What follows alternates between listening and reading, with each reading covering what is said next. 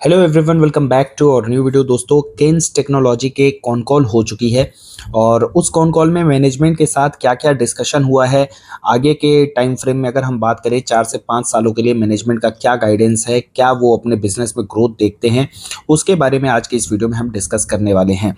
Although ये जो document है इसमें कुछ टाइपिंग एरर भी है और जहाँ कहीं मुझे दिखेगी मैं उसके बारे में आपको ज़रूर अवगत कराऊंगा। बाकी अगर आपको कुछ एरर मिलता है, जस्ट एक स्पेलिंग एरर्स होंगी, ज़्यादा ऐसा कुछ डाटा में कोई छेड़छाड़ नहीं है, स्पेलिंग एरर्स हैं, तो उसको आप चाहे तो इग्नोर कर सकते हैं।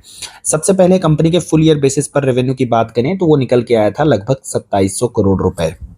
कंपनी ने जब लास्ट ईयर कॉन कॉल दिया था तो वहां पे उनके FY25 का जो गाइडेंस था वो था 3000 करोड़ के रेवेन्यू का, और FY26 का जो उन्होंने गाइडेंस दिया था वो था 4500 करोड़ रुपए का। ये उनके रेवेन्यू का गाइडेंस था।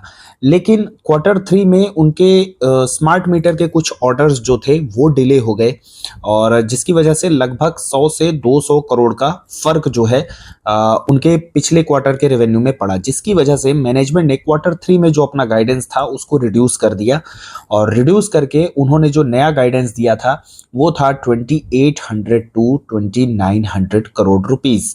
तो वहां से अगर देखा जाए तो लगभग 2700 करोड़ रुपए का कंपनी ने रेवेन्यू किया है और जो गाइडेंस दिया था उसके लोअर बैंड से अगर देखा जाए तो वहां से भी लगभग आप कह सकते हैं कि लगभग 80 करोड़ 70 करोड़ रुपए का फर्क है। तो एक तरीके से देखा जाए गाइडेंस को स्लाइटली मिस किया है, बट मैं इसे मिस नहीं बोलूंगा क्योंकि कंपनी की अगर आप ग्रोथ देखेंगे तो मोर देन 50% से कंसिस्टेंटली पिछले 1-2 सालों से ग्रो करती आ रही है और इनफैक्ट वो आगे भी FY26 का भी उसका जो गाइडेंस है वो बहुत ही शानदार है, तो उसके बारे में भी बात करेंगे हम। तो कंपनी कंटिन्यू 50 से 60% की ग्रोथ का एस्पायरेंट रखती है और ऐसे में अगर एक आध बार कभी 49% की भी ग्रोथ आ जाती है तो आई डोंट थिंक कि इसे हमें ऐसा नेगेटिव लेना चाहिए, क्योंकि ऐसी बहुत कम कंपनियां मिलेंगी जो इतना हाई ग्रोथ दिखाती हैं and that is why Kaynes की अगर हम बात करें तो ये एक हाई वैल्यूएशन जो है कमांड करता है। इसके अलावा अगर एबिटा मार्जिन की बात करें तो इनका गाइडेंस था 15% के अराउंड और कुछ वैसा ही FY25 में इनका मार्जिन निकल के आया है। लास्ट ईयर के कंपैरिजन में अगर देखा जाए फुल ईयर बेसिस पर तो एबिटा मार्जिन में लगभग 101 बेसिस पॉइंट का इंप्रूवमेंट देखने को मिला है। Q4 के अगर रिजल्ट की बात करें तो ये नंबर भी काफी अच्छे हैं, लगभग 984 करोड़ रुपए के कंपनी का रेवेन्यू रहा है, YOY बेसिस पर 54% की ग्रोथ है और एबिटा मार्जिन अगर आप देखेंगे तो गाइडेंस से काफ़ी ज़्यादा यहाँ पे एबिटा मार्जिन देखने को मिल रहे हैं 17% के।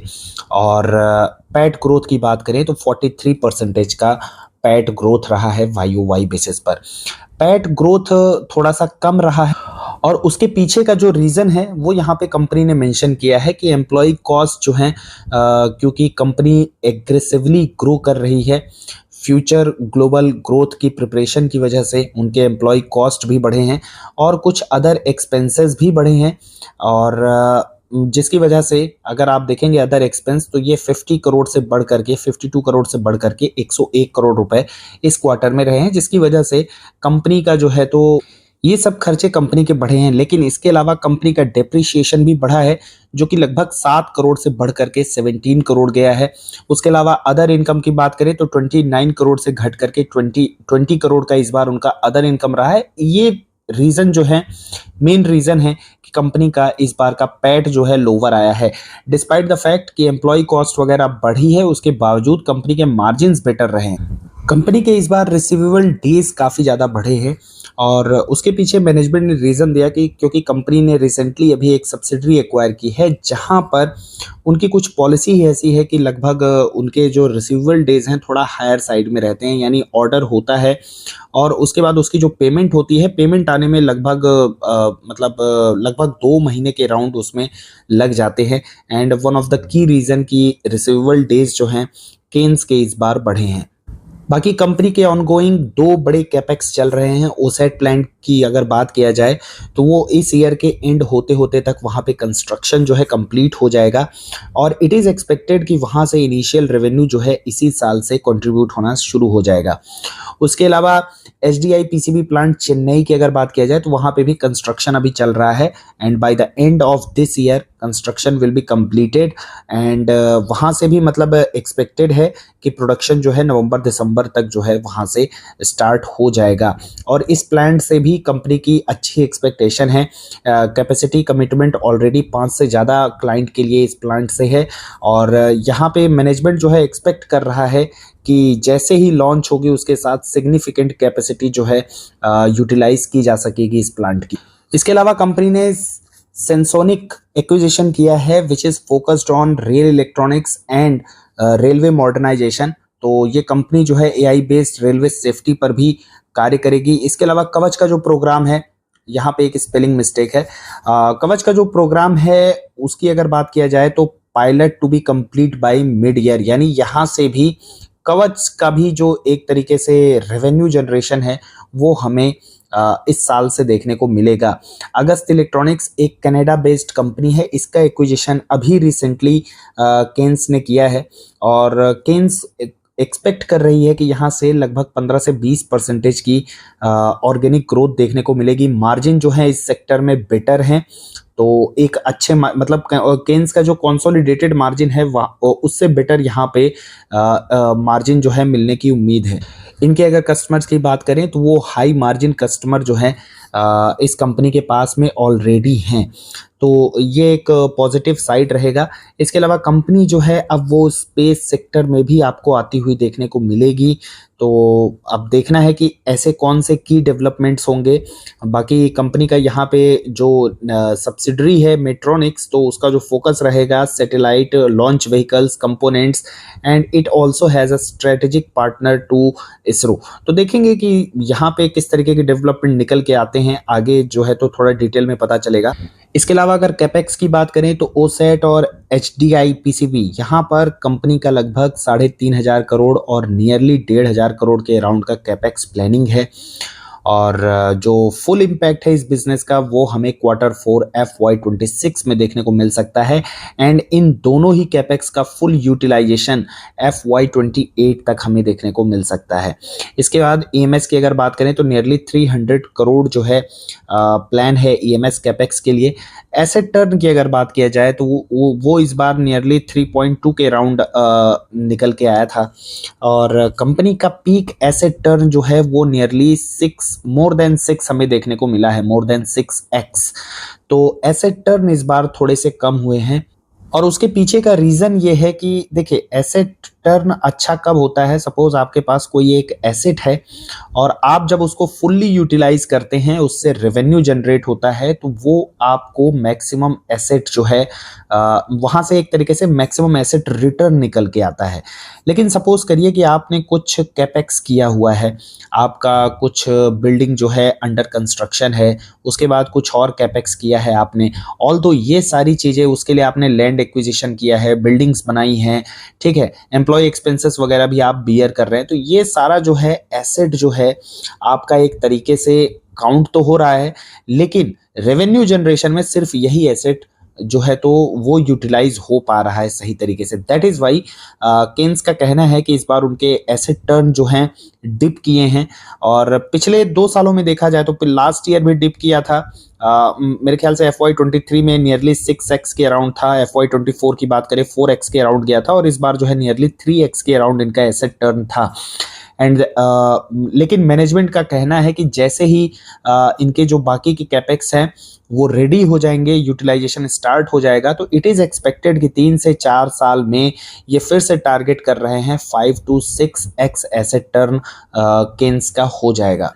तो अगर आप यहाँ पे भी देखेंगे केन्स का CWIP जो कि कैपिटल अभी वर्क इन प्रोग्रेस चल रहा है, तो आप देखेंगे सडन मतलब 3 टाइम्स यहाँ पे राइज हुआ है लास्ट ईयर के कंपैरिजन में। फिक्स एसेट अगर आप देखेंगे तो वो भी 3 टाइम्स नियरली राइज हुए हैं और फिक्स्ड एसेट में जो है तो आपके बिल्डिंग्स वगैरह आते हैं, कंप्यूटर्स आते हैं, एसेट्स आते हैं, लेकिन इसमें से काफ़ी सारे एसेट ऐसे हैं जो कि अभी यूटिलाइज नहीं हुए हैं, अभी वो रेडी नहीं है for the generation of revenue. That is why asset turn काफ़ी कम है इस बार as compared to previous year अगर हम बात करें तो।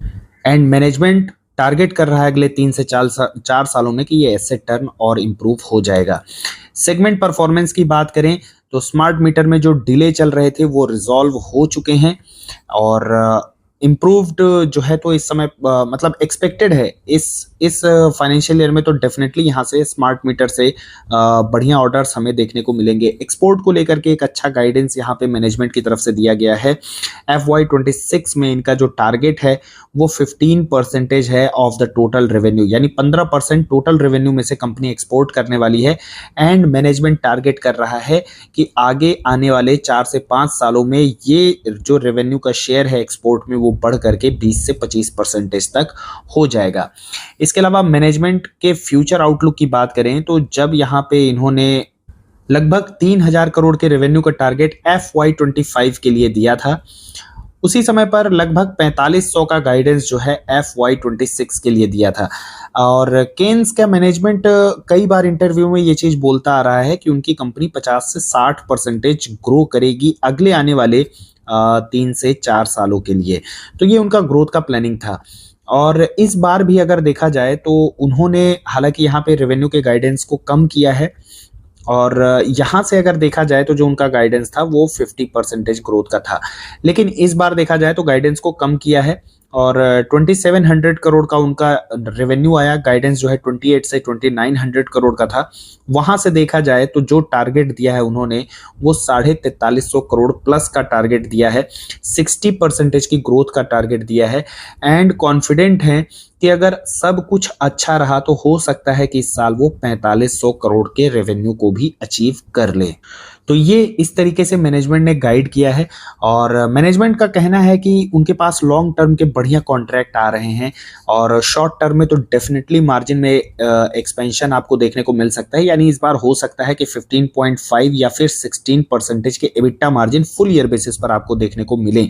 In the long term management का कहना है कि वो लगभग 17% के एबिटा मार्जिन को मतलब टारगेट कर रहे हैं। तो ओवरऑल देखा जाए तो कंपनी का गाइडेंस काफी सॉलिड है, कंपनी के नंबर भी काफी सॉलिड आए हैं। इन द लाइन हमें गाइडेंस के अकॉर्डिंग कंपनी के नंबर देखने को मिल रहे हैं। आगे फ्यूचर में कंपनी एबिटा के मार्जिन को इंप्रूव करने की बात कर रहा है। And the cherry on the top की अगर हम बात करें तो वो है इनका स्ट्रॉन्ग ऑर्डर बुक। अगर आप देखेंगे YOY बेसिस पर भी ऑर्डर बुक में लगभग 60% की ग्रोथ है। तो 50 से 60% से आपको अगर ग्रो करना है तो आपका ऑर्डर बुक भी उसी तरीके से ग्रो करना चाहिए। इनफैक्ट अगर आप क्वार्टर ऑन क्वार्टर बेसिस पर भी देखेंगे तो Q3 में इनका एवरेज मंथली ऑर्डर इनफ्लो जो था वो लगभग 428 करोड़ रुपए का यहाँ पे रहा है। लेकिन अगर आप यहां पर देखेंगे इनका Q4 का जो एवरेज मंथली ऑर्डर इनफ्लो है विच इज हायर, तो मतलब यहां पर भी इनके जो एवरेज ऑर्डर बुक हैं वो भी लास्ट क्वार्टर के कंपैरिजन में बढ़े हुए हैं। इनफैक्ट अगर क्वार्टर ऑन क्वार्टर भी इनके टोटल ऑर्डर बुक में अगर आप देखेंगे तो वहां पे भी लगभग 9 से 10% की growth quarter on quarter basis पर भी देखने को मिल रही। तो ऑर्डर बुक बहुत सॉलिड है कंपनी की, नंबर्स काफी सॉलिड है, मैनेजमेंट का गाइडेंस बहुत सॉलिड है और company is also performing as per their guidance. इसके अलावा अगर मेरे पोर्टफोलियो की बात किया जाए तो यस 13 स्टॉक्स मेरे पोर्टफोलियो में है which is free of cost, क्योंकि होल्डिंग काफ़ी ज़्यादा थी और मैंने अपना कैपिटल नियरली 72-7300 के अराउंड निकाल दिया था। तो जो भी यहाँ पर मेरे पास ये अमाउंट बचा हुआ है विच इज़ मतलब ये कम्प्लीटली फ्री है, ये पूरा का पूरा प्रॉफिट है। एंड वीडियो के एंड में एक डिस्क्लेमर जरूर देना चाहूँगा कि ये वीडियो कोई भी बाई या सेल की रिकमेंडेशन नहीं देती है। मैं इस वीडियो के साथ जो है सिर्फ बिजनेस को एक्सप्लेन करने की कोशिश करता हूँ, मैनेजमेंट के क्या गाइडेंस है, मैनेजमेंट का क्या व्यू है वो आप लोगों के साथ शेयर करने की कोशिश करता हूँ। और अगर कोई भी इसमें होल्डिंग मैं अपनी शेयर करता हूँ वो बिल्कुल प्योरली एजुकेशन पर्पज पर है। ये किसी भी तरीके का रिकमेंडेशन नहीं है कि यहाँ पर कोई भी स्टॉक बाई या सेल की मैं कोई भी किसी भी तरीके की रिकमेंडेशन नहीं देता हूँ। तो साथियों आज की वीडियो में बस इतना ही। क्या ये स्टॉक आपके पोर्टफोलियो का हिस्सा है? If yes then do let me know in the comments कि आपकी एवरेज बाइंग क्या है और आपको कैसे लगे कंपनी के रिजल्ट। आप चाहें तो वो भी मेरे साथ जरूर शेयर कर सकते हैं कमेंट सेक्शन में। कंटेंट अच्छा लगता है then hit the like button and do not forget to share and subscribe the channel. Thanks for watching the video.